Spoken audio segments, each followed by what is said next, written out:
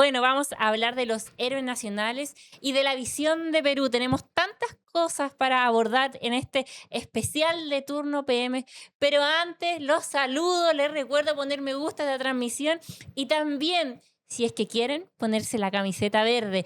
Turno lo necesita, necesitamos llegar a 1200. Yo sé que muchos de ustedes se preguntan, ¿cómo pueden ser socios? Bueno, vamos a revisar un video a continuación que les explica la manera de ser socios.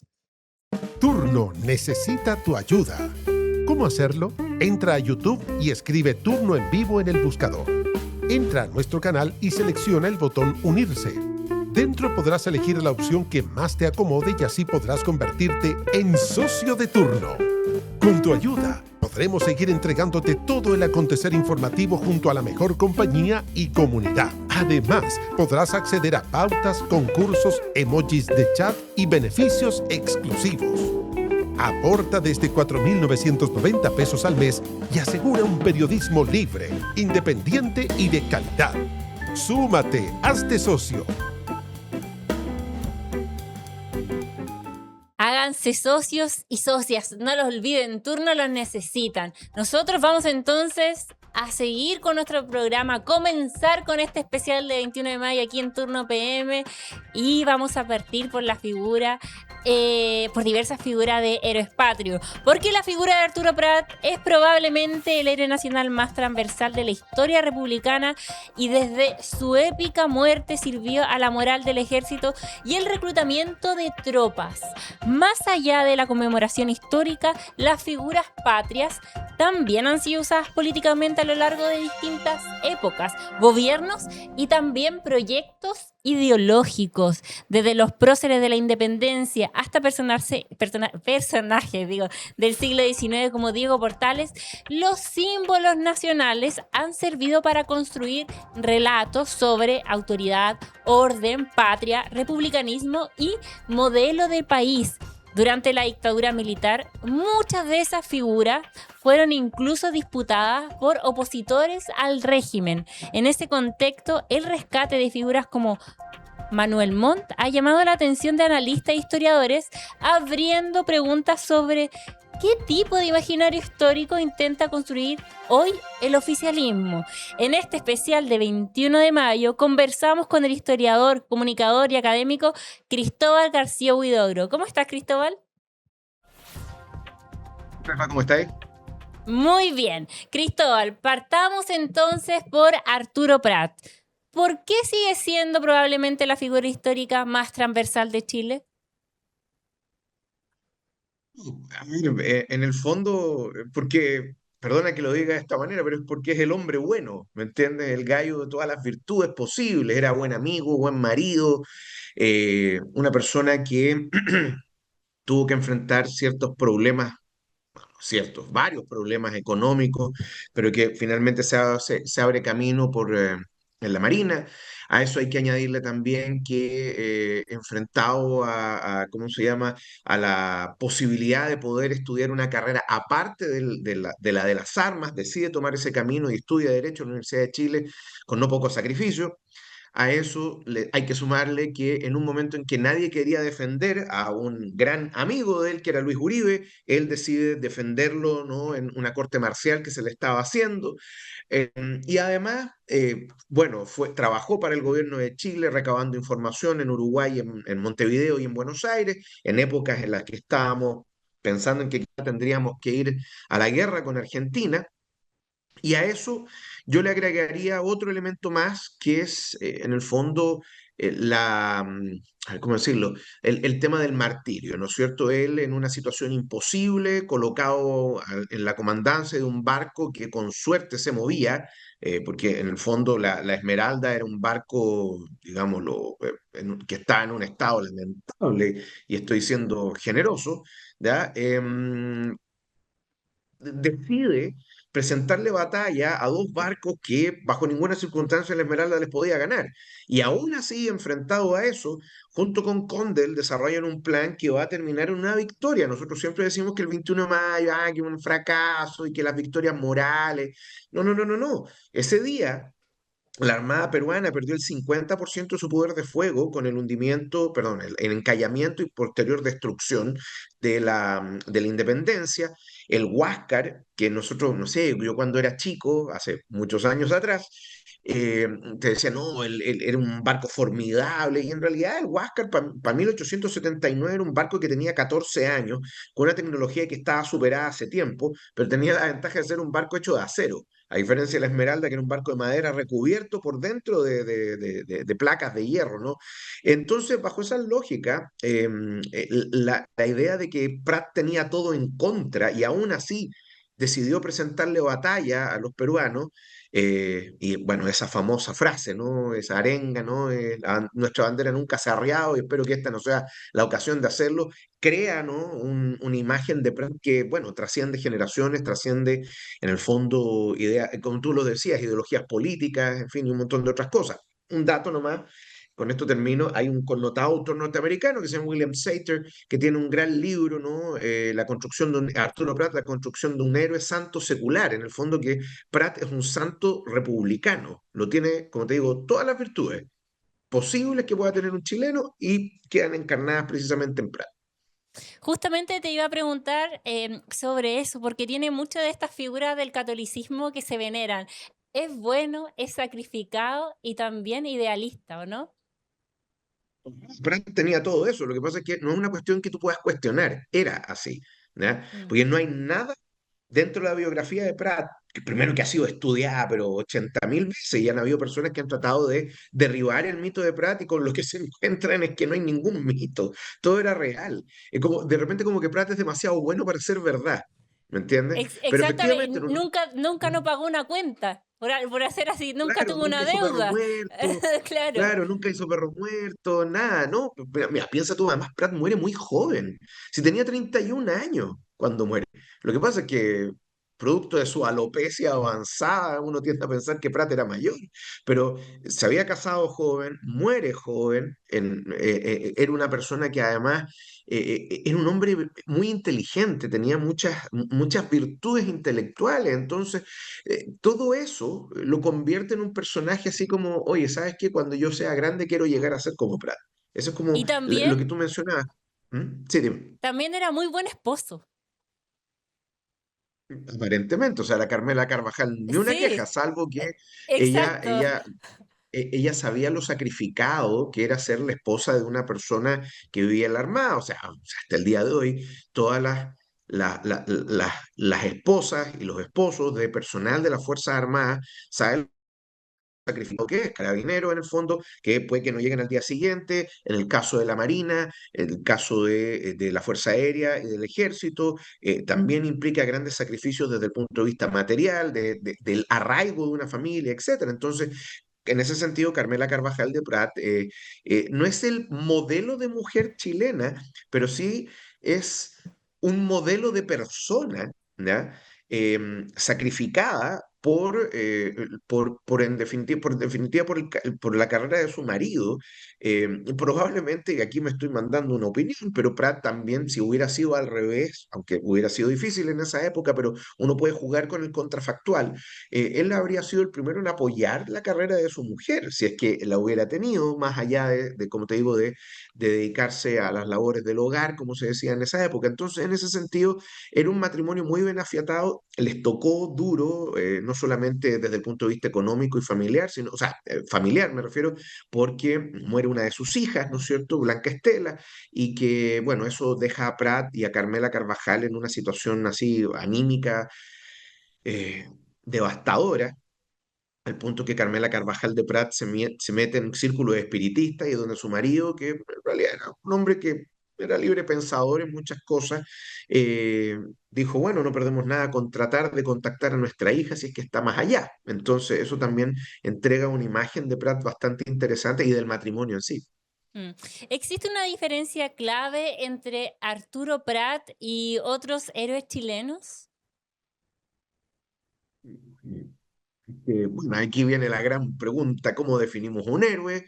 En primer lugar, el héroe de algunos es el villano de otros, en ese sentido, o sea, Incluso para los peruanos es difícil que Prat sea un villano, porque en el fondo fue derrotado, ¿no? Pero, y claro, el heroísmo de Prat, estoy pensándolo, ya que estamos hablando de eso, es bien distinto al heroísmo de otros militares u otros héroes de nuestra independencia o de nuestra historia. Y también, bueno, como te decía, ¿qué es lo que define un héroe, no? Mm.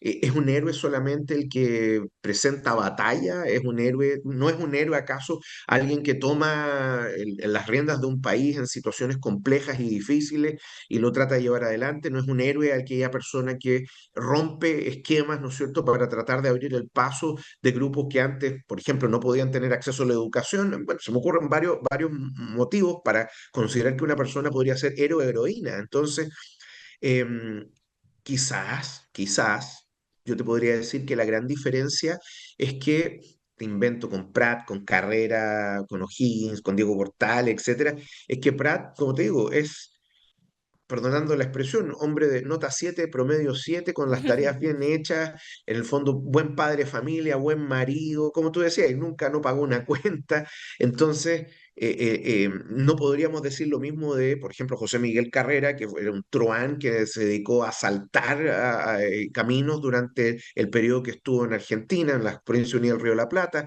se casó con una mujer que lo idolatraba y que era que lamentablemente de ella no se ha escrito nada, que es Mercedes Fontecilla, y que es un personaje que era la que le manejaba junto con su hermana Javiera Carrera, ¿no es cierto?, ¿cómo se llama?, los círculos de apoyo y de espías que existían en América del Sur, mientras Carrera estaba en Estados Unidos. En el caso de O'Higgins era un militar bastante torpe, pero quizás un hombre de una valentía impresionante. O sea, si hay, a ver, dentro de la guerra de independencia, si hay alguien valiente al nivel de la tontera, es efectivamente O'Higgins. No literalmente te puedo decir que no le tenía miedo a la muerte, porque en situaciones límite era capaz de dirigirte cargas de caballería que eran totalmente, ¿cómo se llama?, imposibles y las lograba sacar adelante. Pero también fue un padre, él repitió el mismo ciclo que le tocó vivir a él, ¿no? De un padre distante quien con suerte lo reconoció. Él hizo lo mismo con sus hijos. Entonces, pero Pratt no. Pratt, como te digo, buen padre de familia, buen esposo, buen marino, buen abogado, buen todo, ¿me entiendes? Por cierto que, a ver, figuras como la de Pratt deben, como todo ser humano, de haber tenido alguna mezquindad, si no, bueno, estaría Pero sería lejano humano. a nuestra especie. Claro, estaría lejano a nuestra especie, pero por eso te digo, nuevamente, yo creo que no hay que endiosar a nadie, pero sí que el personaje es importante, relevante y que era la suma de un montón de virtudes. Yo lo creo a pie que Pratt efectivamente calza en ese esquema. Y hablando de los héroes, ¿qué función cumplen los héroes patrios en la construcción política de un país?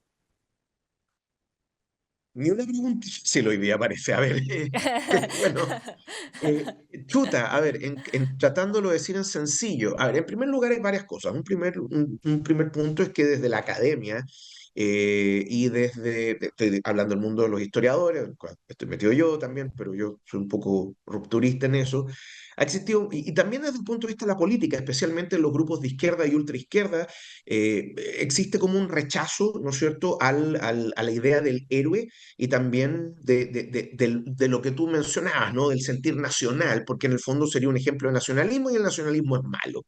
En el fondo así ha sido crucificado en la historiografía de los últimos 30, 25 años aproximadamente.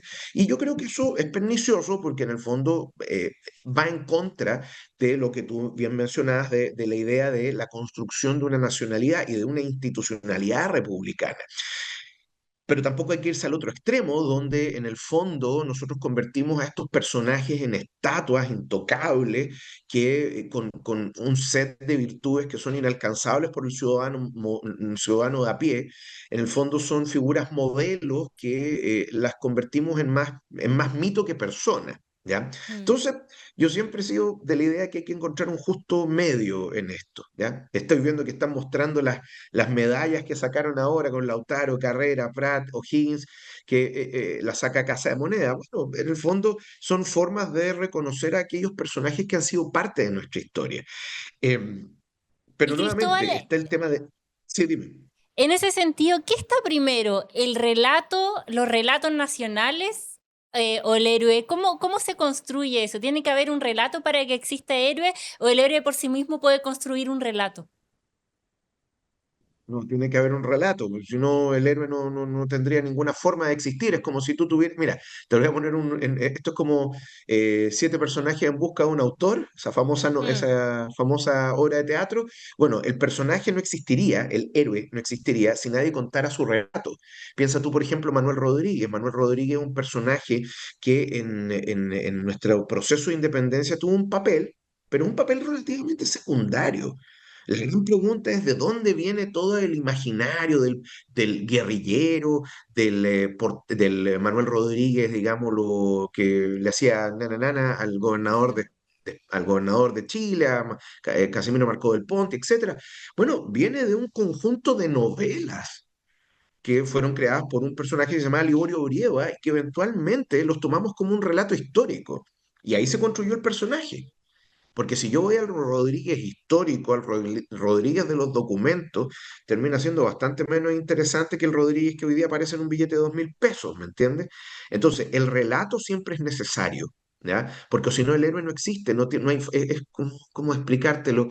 eh, es como una piedra en un valle y que si nada la mueve, ahí se va a quedar, no, y va a seguir siendo una piedra, pero si yo la hago rodar y se transforma en una avalancha, eso va a conseguir un impacto mucho mayor. Entonces, bajo efectivamente el relato está primero, porque el relato te crea al héroe, ¿ya? Mm, Ahora, tú puedes decir, bueno, sus acciones heroicas son primero, sí, pero si no hay nadie para que las cuente, entonces ¿de qué sirve? Alguien tiene que exactamente. contar la historia.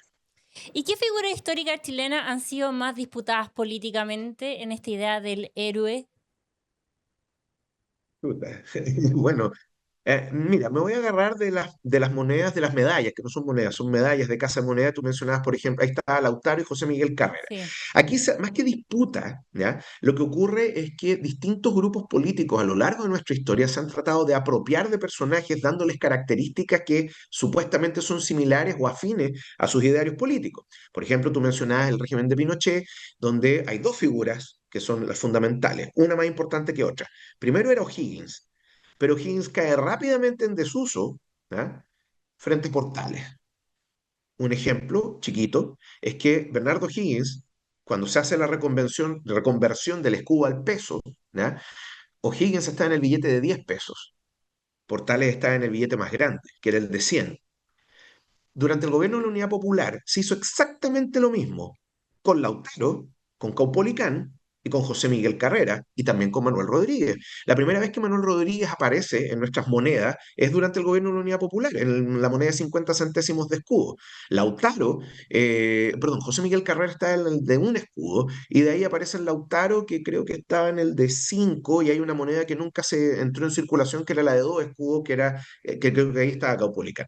El punto es que tú tomas personajes que tú consideras históricamente relevantes para tus ideas y o les das un barniz ideológico que es anacrónico, por lo demás no tiene nada, no tiene ninguna razón de ser, ser eso, históricamente hablando, pero la gente lo hace igual. Entonces, hay personajes que están vinculados más con el espectro, con un lado del espectro y otros con el otro lado del espectro. Pero eso es, perdona que te lo diga, es una brutalidad, porque en el fondo, no sé, pues si tuviéramos una máquina del tiempo o realmente si estudiáramos las ideas que esas personas defendieron en su momento, en realidad quizás no tendrían ninguna conexión con los grupos que supuestamente se los disputan, como tú señalabas, y en el caso, por ejemplo, de personajes indígenas, como por ejemplo Lautaro, bueno, nosotros no tenemos cómo saber qué pensaba Lautaro. Lo que sí nos queda claro es que era una persona que luchó contra la presencia española en Chile y por lo tanto, por eso el gobierno de la Unidad Popular lo toma como un héroe propio, porque en el fondo es la lucha contra el imperialismo, ¿no? Es de un indígena peleando contra un imperio como el español, bueno, así como la Unidad Popular peleaba contra el imperialismo norteamericano. ¿Me entiendes? Entonces, pero tú comprenderás, Josefa, que aquí hay un salto olímpico que se pasa a varios pueblos entre un punto y otro. ¿Ya? Entonces, yo creo que ese tipo de ejercicio no solamente es pernicioso, sino que además no le hace ningún favor a la historia. Y se puede, ¿cómo se podría entonces no releer a estos personajes históricos sin una necesidad política? Y te sumo otra cosa. Yo me acuerdo que cuando eras chica ¿Mm? hicieron un programa en el 13 de héroes. Y me acuerdo que yo estaba en el colegio y todos queríamos a Carrera. Nadie quería a O'Higgins, porque O'Higgins había sido personificado, o sea, como salía como malo. Entonces, claro, y uno se queda con la sensación, eso fue por la televisión. No sé si tú te acuerdas, pero pasó eso y eso pasa. Bueno, una puñalada en el corazón es que tú has estado en el colegio viendo héroes porque yo ya estaba saliendo de la universidad, pero bueno, ¿qué le vamos a hacer? O incluso, no, de hecho, yo ya estaba titulado para cuando terminó la serie. Eh, a ver, hay varias cosas ahí. Nuevamente, a ver, si yo quiero entretenerme, para eso veo un documental, no veo una serie como Héroes, porque son dramatizaciones. Y ahí hubo una elección de parte de los guionistas y del director de cada uno de los capítulos para poner en determinada luz a los personajes. ¿Me entiendes? Eso es lo primero. En segundo lugar, yo creo que hay un imposible. ¿En qué sentido? En no... eh, a ver, el imposible está en no abanderarse con un personaje. ¿Ya? O sea, que te guste o no te guste. ¿Ya? Yo, por ejemplo, si tú me preguntas, el personaje José Miguel Carrera en Héroes lo encontraba no solamente mal actuado, sino que tenía un montón de vicios y problemas la representación de Carrera, ¿ya? El de O'Higgins lo encontré extremadamente bien logrado, al punto que la sensación que tú mencionabas, así como de disgusto, estaba muy bien hecha. Muy bien hecha porque O'Higgins era un personaje que era muy ambivalente en muchos sentidos. Carrera parecía un gallo unidimensional que no tenía más de una velocidad, ¿no es cierto? En las series. Por eso yo te digo, aquí lo que hay que hacer es entrar a picar en otro ámbito. Este tipo ¿cómo se llama? ¿Cómo decirlo?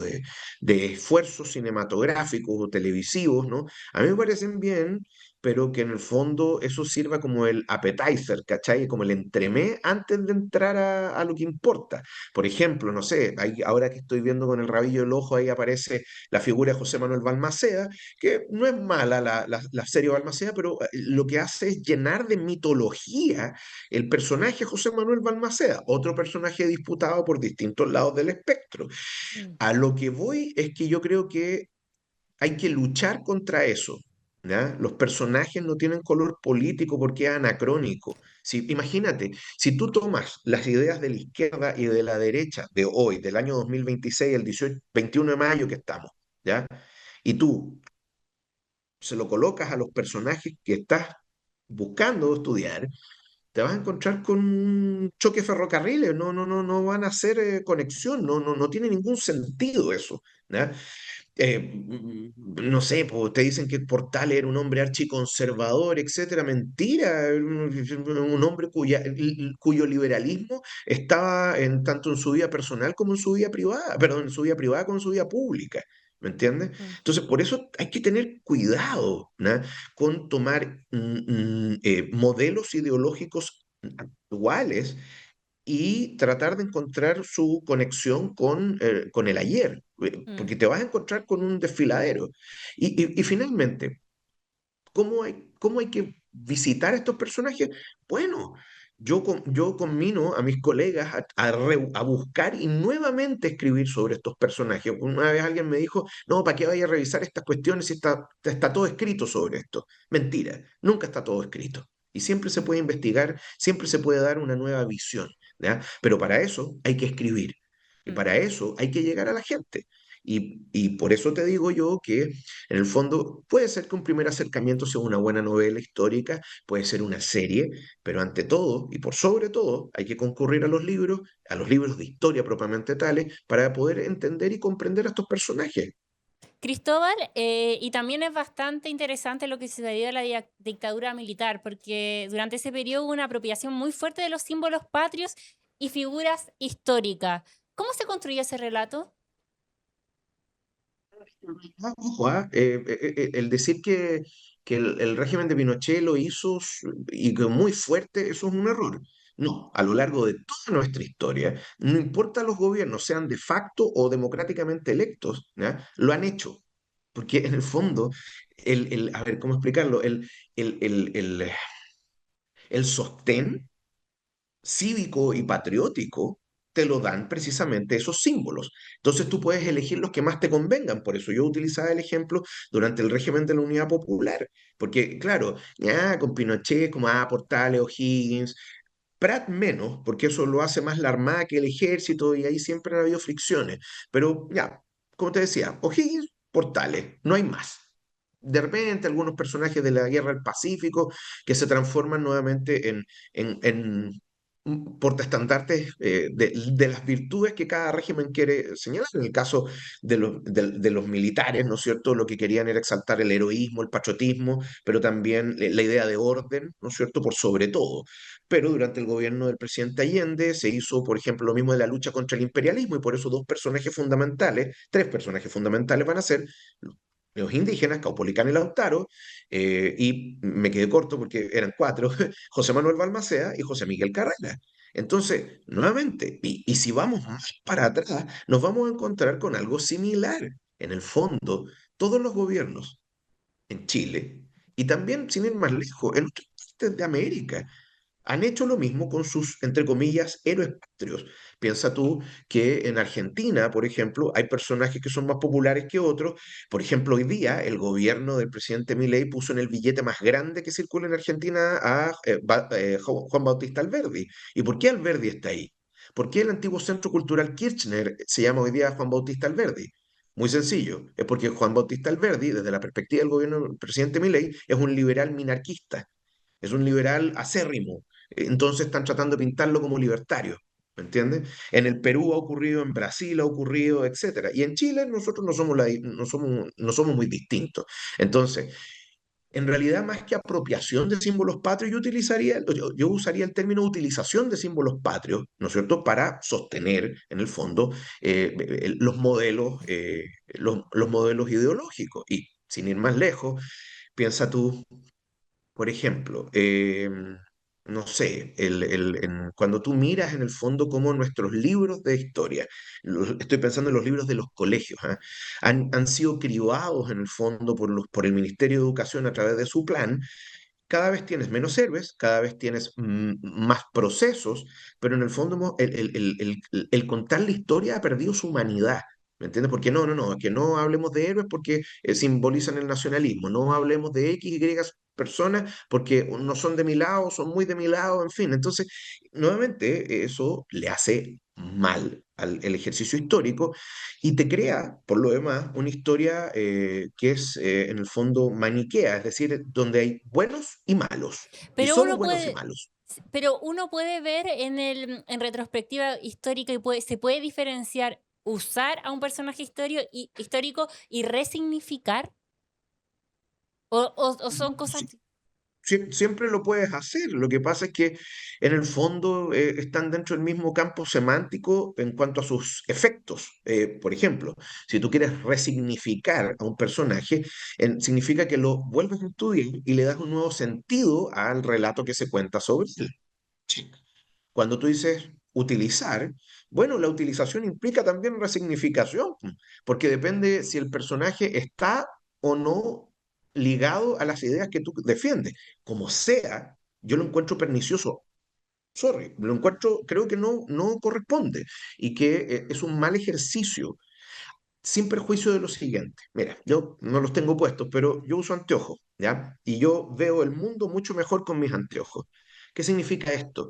Que no solamente mis ojos defectuosos, ¿no es cierto?, necesitan una ayuda, sino también que todos nosotros, tú, yo, la gente que está en el panel, la gente que nos escucha en estos momentos, se enfrenta a los siguientes problemas. Primero, todos cargamos mochilas o todos cargamos herramientas, ¿no es cierto?, que nos permiten en el fondo comprender mejor o querer intentar comprender, que nos permiten querer intentar comprender mejor en el fondo a lo que nos enfrentamos.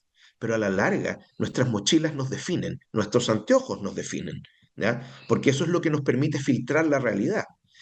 A mí varias personas me han dicho, mira, a mí me encanta lo que usted dice y cómo lo habla, y yo siempre los paro en seco y les digo, muchas gracias, pero ojo, a usted le gusta lo que yo digo, no por lo que yo digo, sino porque usted está de acuerdo con lo que pareciera que lo que yo digo está de acuerdo con lo que usted piensa. Y eso es lo que llamamos sesgo de confirmación.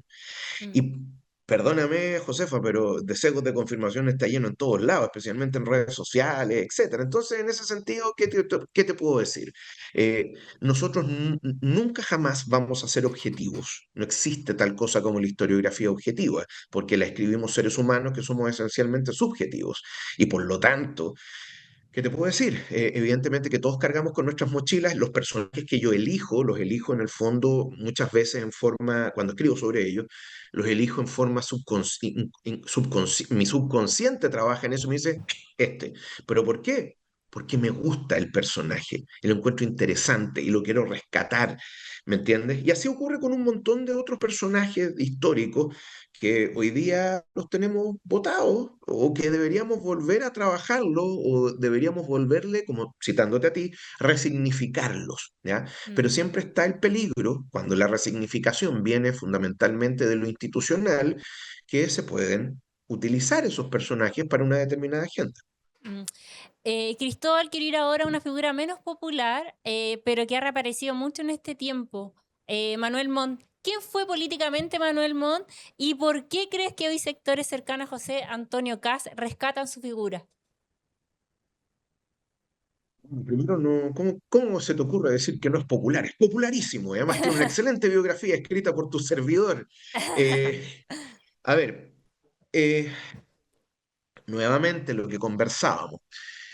Cuando uno mira el devenir de Manuel Montt, y como lo trato yo de poner en la biografía que escribí sobre el personaje, ¿con qué te das cuenta? Con que Manuel Montt era un hombre que defendía el orden, ¿ya? Y por eso el lema de su partido era libertad en el orden, ¿ya? O sea, nosotros queremos libertad y la mayor cantidad de libertades, pero tenemos que, sin sacrificar el orden de nuestra sociedad. Y eso era una idea fundamental en Manuel Montt.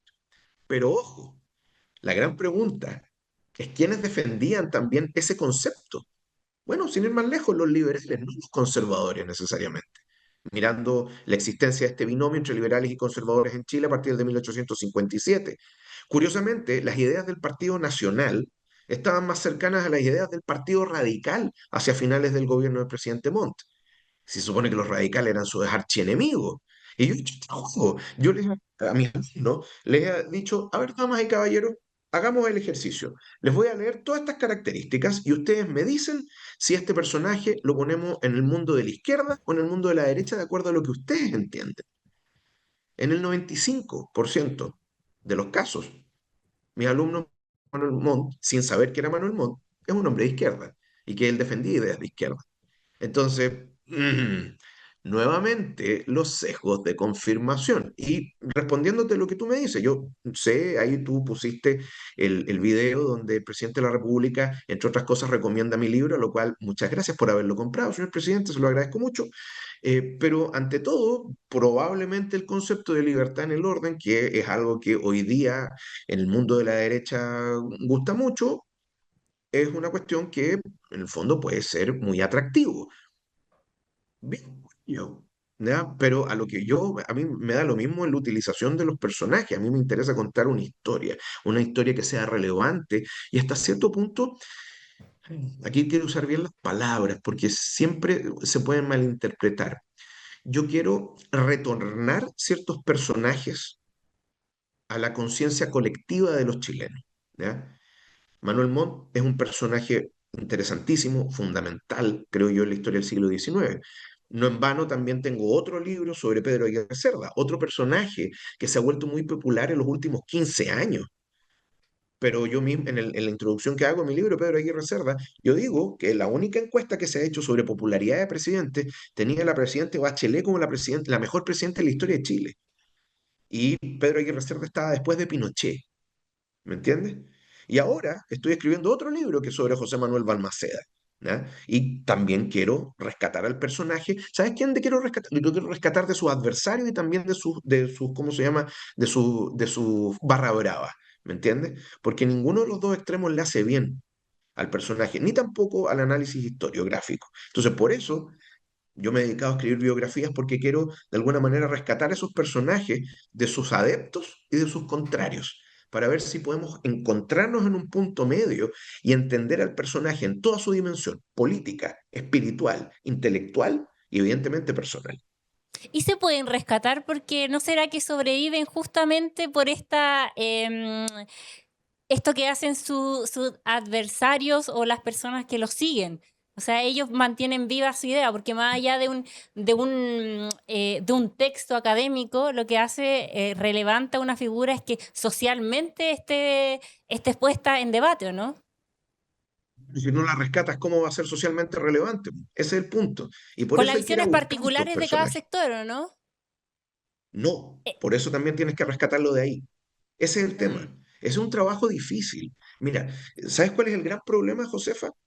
Tú en estos momentos me estás entrevistando a mí y tienes la ventaja, aquí me voy a mandar una opinión, Josefa, perdón, asumo que eres periodista, si no, perdón, pero soy, tú me estás lo soy, lo entrevistando a soy. mí, ya, tú me puedes preguntar cosas y yo te puedo responder. Tú puedes leer mi lenguaje corporal, etcétera, todo lo que tú quieras. Además, puedes buscar todo el material que puede existir sobre mí, donde he hecho clases, todo eso. Yo no puedo hacer eso con la gente que estudio. Manuel Montt, Pedro Aguirre Cerda está muerto desde 1941, 85 años atrás que se murió don Pedro. Manuel Montt se murió en 1880, ¿ya? Entonces, y así otros personajes, José Manuel Balmaceda en 1891, en fin. Los historiadores trabajamos con ruinas, trabajamos con vestigios, ¿ya? Casi como si yo agarro una tabla Ouija y pregunto, José Manuel, ¿estás entre nosotros? ¿No es cierto? Y ahí veo si me guía por un camino o por el otro. Y esa tabla Ouija, en el fondo, son los documentos que estos personajes dejan. Entonces, es una labor compleja. Y yo le digo a todos mis colegas que también bravo por el trabajo que hacen de tratar de rescatar no solamente personajes, sino procesos completos, trabajando con ruinas, algunas veces haciendo conjeturas, sin saber si van a encontrar una respuesta a lo que están buscando, y me incluyo yo. Entonces, bajo esas lógicas, cuando tú escribes un libro de historia, en mi caso, cuando yo escribo biografía, en el fondo tú tratas de acercarte lo más posible al personaje, pero siempre teniendo en consideración tus propias falencias. En mi caso, mis propios sesgos, supongo, y los tengo como todo ser humano. Entonces, en ese sentido, eh, por eso yo estoy en esa pelea, algunas veces media quijotesca, de tratar de recuperar personajes, ¿no? Y hacerlos presentes. A mí una vez me dijeron, de hecho, respecto al libro de Manuel Montt, que no, que lata Manuel Montt porque era un personaje que no estaba en la conciencia colectiva del país. Mi respuesta fue, ¿y qué carajo significa eso? Y me dio una explicación y unos giros epistemológicos medio curiosos, pero eventualmente el libro que tú tienes ahí, o que me han mostrado, el libro de Manuel Montt, tuvo dos ediciones en 2 meses.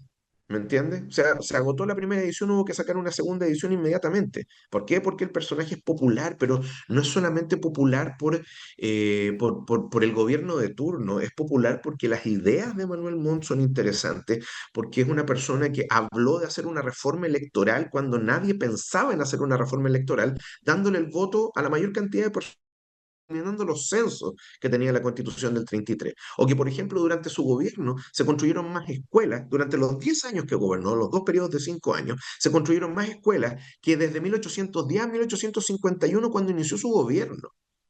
Y con Pedro Aguirre Cerda ocurre lo mismo. Es un personaje notable, de una sinceridad maravillosa, ¿ya? De un intelectual.